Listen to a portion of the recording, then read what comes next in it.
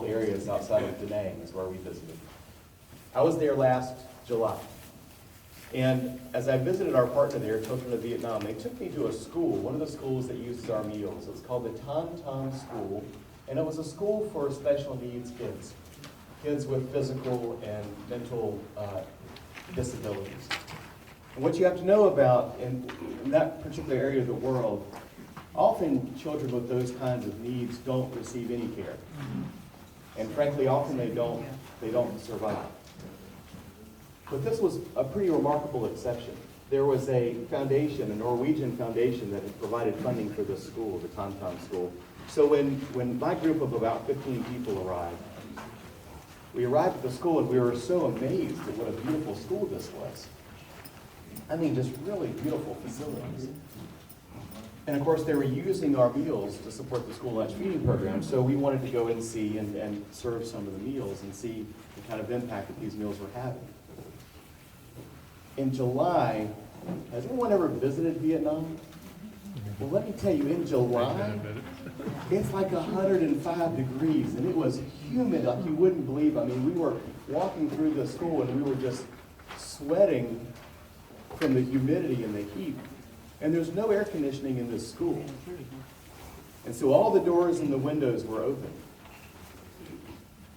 And we were pretty amazed at what we saw there, the level of instruction that was going on, the kind of care these kids were getting. But there was one moment that stays in my mind.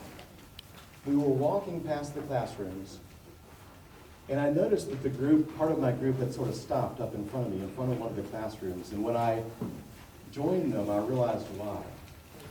As I kind of peeked around look into the doorway, which was open, there was a little girl there. She was about 10 years old, and she was playing the keyboard. And across from her was one of her classmates, a little boy about the same age, and he was singing. And our group was absolutely silent. The kids in this classroom were absolutely silent in this moment.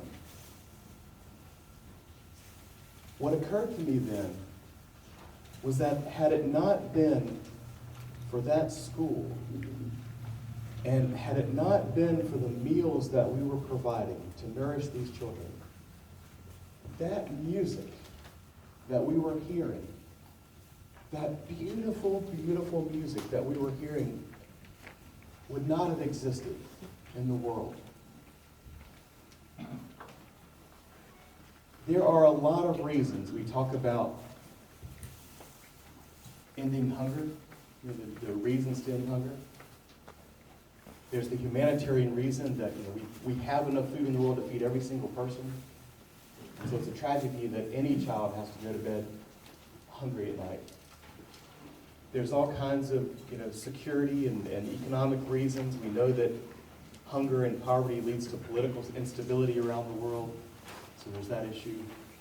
But I think, for me, what that day in Vietnam made me appreciate and realize was that each of us, every single one of us on the planet, we have this unique contribution to give to the world. That unique light that we talk about. And hunger is this inhibitor. Hunger is this inhibitor that keeps people from expressing that full expression of who they are. It's the blanket that goes on top of the shining light of each of us. And that's what you're doing today. You're removing that inhibitor.